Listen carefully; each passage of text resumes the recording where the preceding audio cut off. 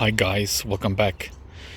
Today I'm doing a major update on the garden now that it's the beginning of autumn or the end of summer, whichever way you want to look at it. And I'm starting with the Jujube. This is the Lee, which I've had now for 2 summers. It hasn't grown very tall.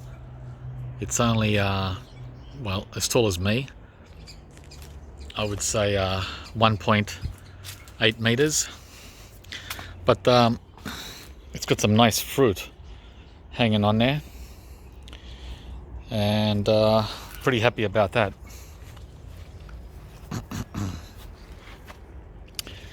So that's the Lee Jujube.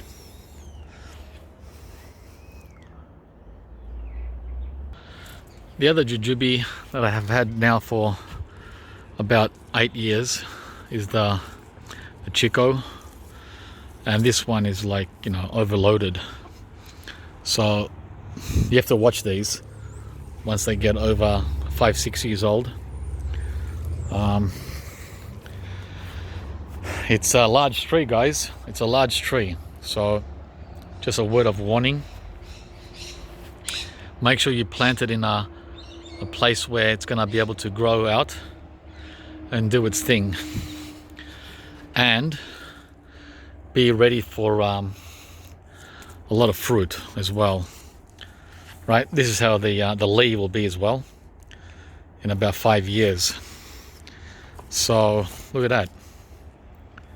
It's crazy, absolutely crazy. Who would have thought, right? Very vigorous. I mean, you can't ask for more fruit than this. So yeah, from 2 years, this is what you get after, well, 6, 7, 8 years, depending on your location and depending on the soil and all the rest of it. So it's endless of fruit. I'm going to give it a major butchering at the end of the season, because I don't like it hanging like this, and I don't like it coming out like that over the pathway, right? So it's just gone too much. I mean, it's nice to have all the fruit, but not when it's in your face. But yeah, overall great results, and I never water it and I never fertilize it. It's a beast. The same with the persimmon. These are old trees now I'm showing you. This one is 10 years old, so obviously it's going to be loaded, right? And all the rest of it. But I never water it, I never feed it, and as you can see, the fruit are pretty small on the full because I didn't thin it out. If you want large persimmon, you have to remove the fruit. See where there's like clusters of what have we got there? 4. Remove 2, so you're left with 2. Then you get fruit twice the size, just like when you do with apples, right? Or plums. That's how it works. So that's pretty loaded. There's about 200 or more full persimmon here on the tree. Yeah. The parrots, though, have been biting, testing the lorikeets. And over the next month or 2, they're going to be testing every day. Test. So that's the full persimmon. The tomatoes here that I've got in pots, they're not doing as great as I wanted, but that's all right. That was a temporary operation. It's nice to come out here and grab a cherry tomato just for the fun of it. This guy's doing great. Remember him? That's the Jambalayan plum, or Java plum, Jamun. He's got many names, and he's doing great, right? All the way to over there. That's what we're talking about. Jambalayan Jamun.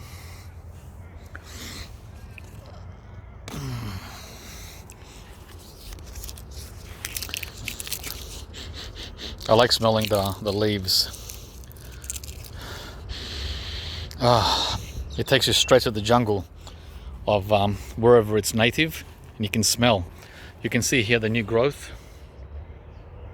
right? Very pretty at the top. Now here, I don't know if that's meant to be like that, or if that's a side branch, and that's the leader. A little tricky, I'm not sure what's going on. Anyway, that's doing great. Here we have the small leaf Jambalayan, which flowered a few weeks ago, and set fruit a couple of weeks ago, and so far they're pretty small. Now let's see if I can zoom in. The zoom's not very good on this camera, so doing the best I can, guys. Yeah, camera, this is a phone, it's not even a camera. As you can see, there's a fruit set all around, but the fruit is tiny.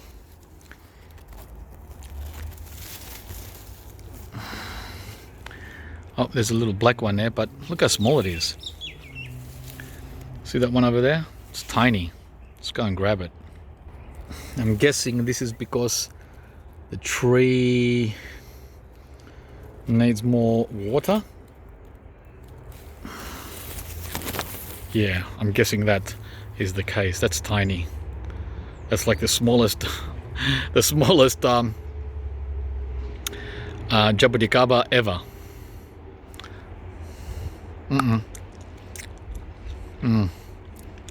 Yeah, not even sweet. It's astringent. But in any case, the good news is it's doing something. The tree is doing something rather than nothing. But it doesn't look like these are gonna fully grow out. It probably needs a lot more rain. No matter how much water I give it, it's never enough. It wants rain. Guys, we've only had, by the way, this is the 2nd of March. We've only had like, oh geez, 3 millimeters of rain in the last month. 3 millimeters. Not 30, 3 without a zero. That's the lychee, which flushed out back in early February. That's looking good. Just a slow grower, very slow, lychee and longan. The African Pride custard apple Atemoya, it's doing nice.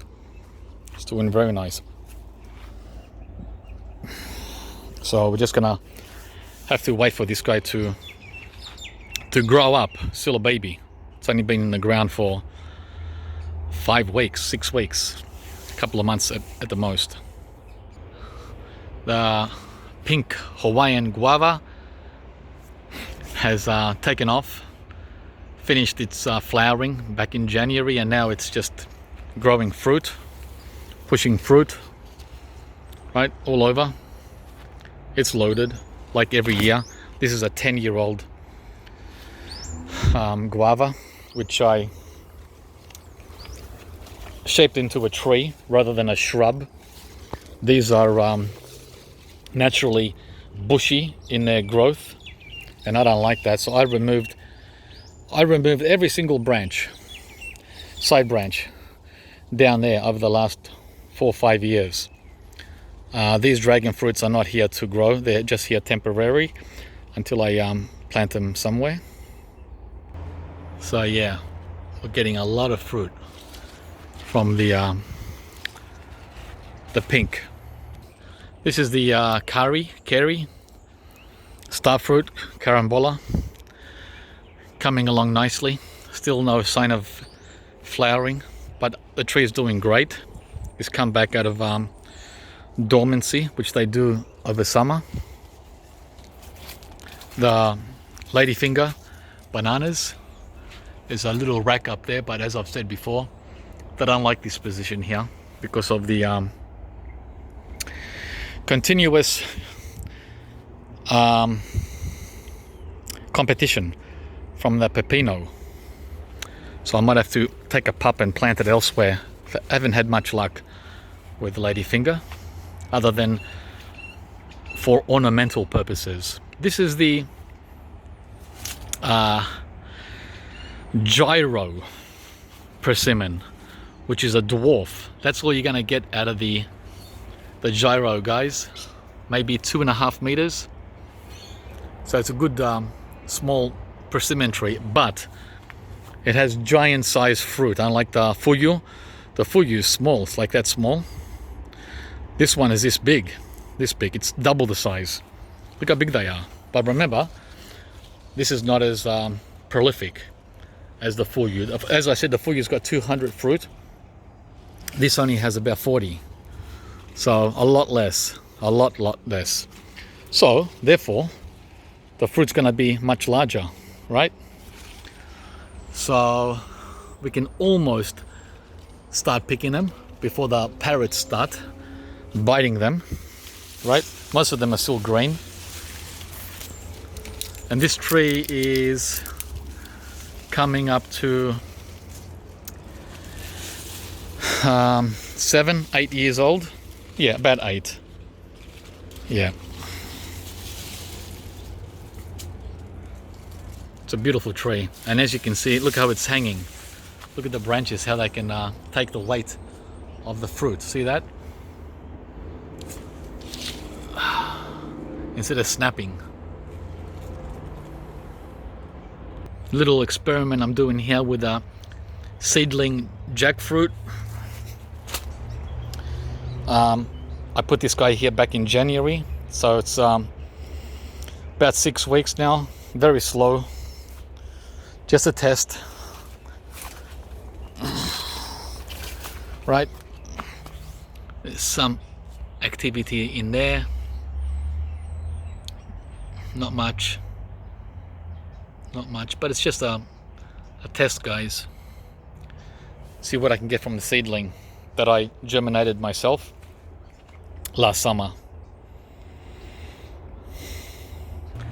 The vegetable patch is doing okay. We've got zucchinis, tomatoes, silver beet, chard, and eggplants. No eggplants yet because I planted them late summer. So hopefully they'll do something in fall, autumn.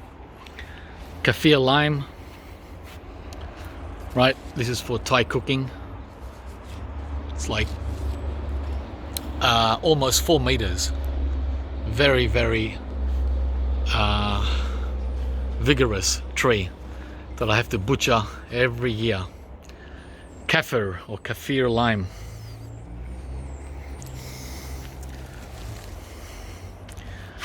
We've got a rack there of bananas. We picked one from there back in January, if you remember, or early February. So this is a continuous cluster of fruiting bananas here. And over there is the new fruit patch. And as you can see, the blue Java, it's got a brand new leaf up there, looks spectacular. Right, that's the ice cream banana. We're waiting for it to give us the first rack ever. And next to it is the Grand Nain, or the semi-dwarf Cavendish, which is also doing well. So these are all the greens I have here. trombone zucchini, been picking that every few days. Back to the blue Java banana, as you can see, very healthy now at the end of summer.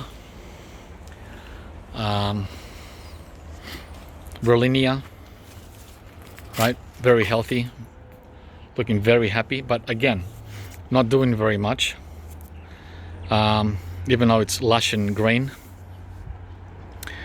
It's just not like the tropics, guys, where they can just go and explode with growth. It's just not happening here. I've given it sea sol, power feed, fertilizer, and liquid fertilizer, rooster booster, gigantic. I'm giving it everything, mate. I'm giving it compost, mulch. It's just the same size as it was at the end of winter. Yeah, it hasn't done much at all except turn green and pretty. Yeah, he's pretty, very pretty. Nice large leaves, right? But there's no growth coming up. That's the problem in a temperate climate with these sooks. Well, he's not sooking now, but he'll be sooking in winter. A major setback. My first attempt at cassava, also very slow. So that's 2 months growth. Just not much at all. Very, very slow.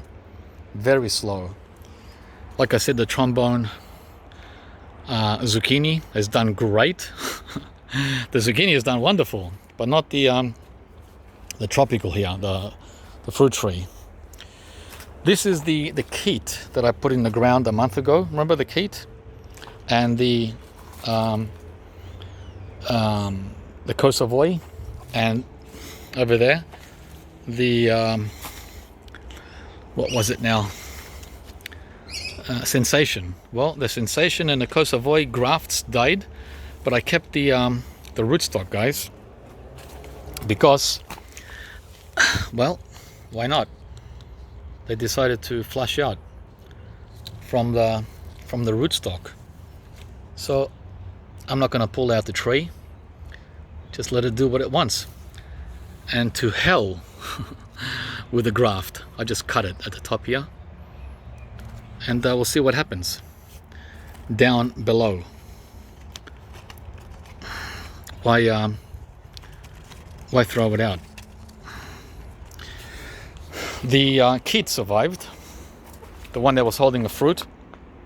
Well, the fruit fell only a couple of days after I made the video, the last video of the mangoes, and there isn't any dieback here like those two guys, but instead we got some evidence of new growth coming on the keat. See that?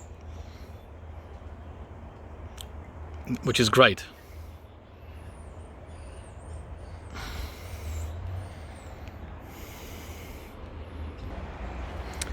Okay, so I thought I was filming, but I wasn't. I have to go over everything I just said. This is the Dwarf Macadamia, which is doing great, flushing out. The Dwarf Nagasaki Wazi Loquat, which is doing great. Look at that. So Macadamia and Loquat in Melbourne, plant and forget trees. Unlike the mango, Rollinia, and Mamey, definitely not plant and forget. It's plant and pray. Plant and pray. The green Sapote is fine. That's like no fuss. Peanut butter fruit, major sook, but doing okay. Canistel, major sook, doing okay. Sapote, a sook, but doing okay. Black Beauty, Suriname Cherry, not a sook, doing really good, but slow. Barbados Cherry with a second flush of fruit. which seem to have dropped. It was flowering a couple of weeks ago, so looks like they aborted. Yep, they're aborted. So we're not going to have a second flush. It's all right. The persimmon is still funky. I put Epsom salts on it. It didn't seem to make much difference. It's still alive. The tree's alive, but not much going on here. This is the flat seedless persimmon. Otherwise, it's doing okay. It's just the yellowing of the leaves and no new growth since spring. Wow. Black Sapote, the young one here is doing great, and that's the Mar variety. Very small, very slow. The Chompu Longan, doing good, but again slow, very, very slow. These are very slow trees, guys. We're talking 5 to 6 years before we can start having a two-way conversation, right? Black Sapote, Longan, very, very, very, very slow. Anyway, back to the bananas. The Grand Nain. See that? Look at that leaf. Huh? One piece without a single tear on either side. So that's absolutely magnificent. It's massive. All it takes is one Melbourne storm and you can say goodbye. It'll be like that one there. It just came up a couple of days ago. And back there again, the blue Java, which is twice as tall as the Grand Nain. Oh, and the starfruit here are doing great. This one has doubled in height since I last filmed it a few weeks ago when I made the starfruit collection video. Doubled in size. That one there has come back too.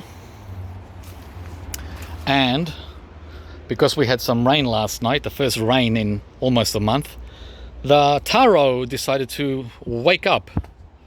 And wake up with a large leaf plant means I'm gonna disturb anyone who's in my way. So I'm gonna get rid of him so that the Carambola has got some room to breathe. That's what I'm gonna do. Mr. Taro, you bully. He's like a bully. So he decides to grow and everyone else has to suffer. So that's doing nice. I see someone in pink back there through the loquat. Is that you, Pinky? Yeah.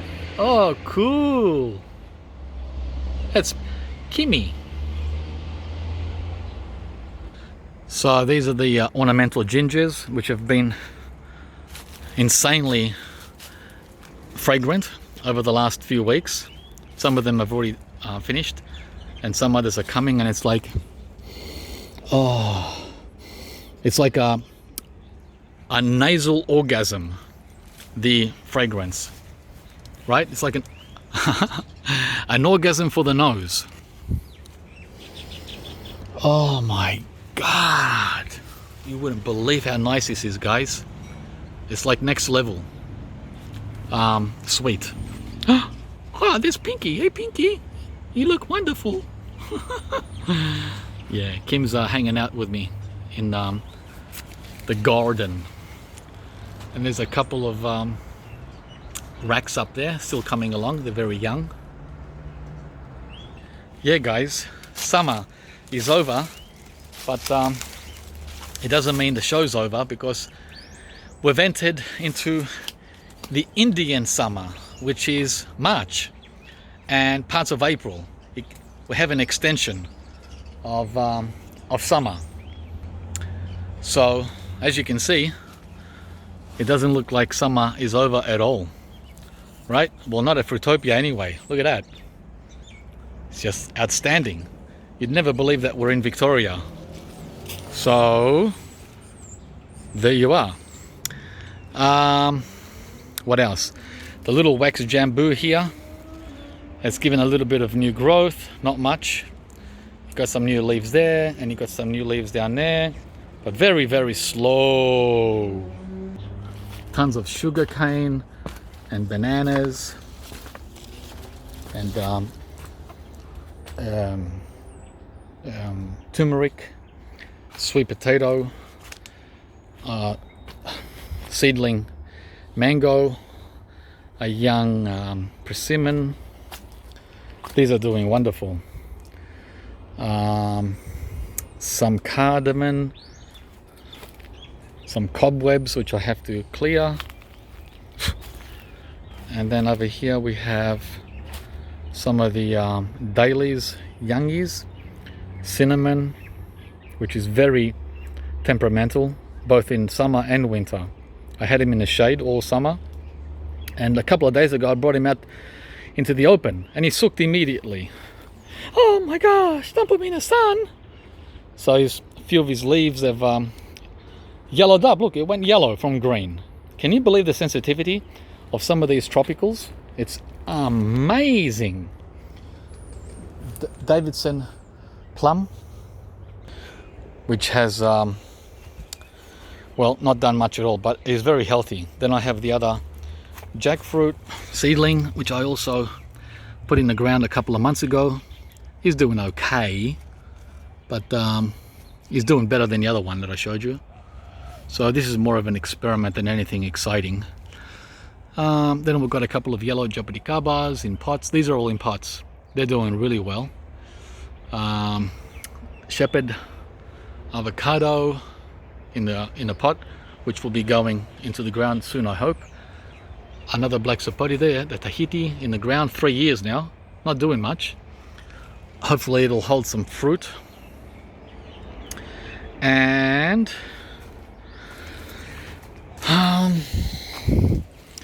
oh yeah, we have the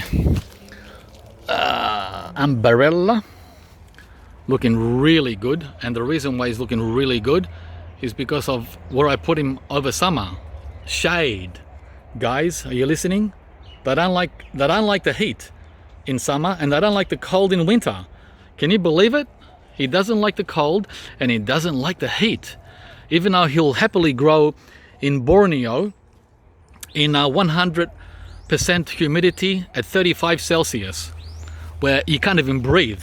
It's pure hell trying to breathe in those jungles. But he's happy there. He just doesn't like direct sun when he's young. And by the time he's ready for direct sunshine, I'll be 100 years old in 40 years. I've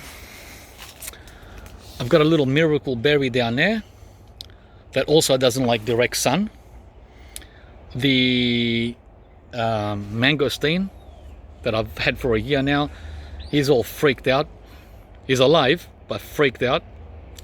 Everything freaks him out. He totally does not like Melbourne in any way, shape or form. Max Golden White Sapote, who also suffered during summer in the sun. As soon as I shoved him under the cherry moya tree in the shade, full recovery. Can you believe it? Unbelievable. Okay, I wanted to show you something really cool over here. 2 years old?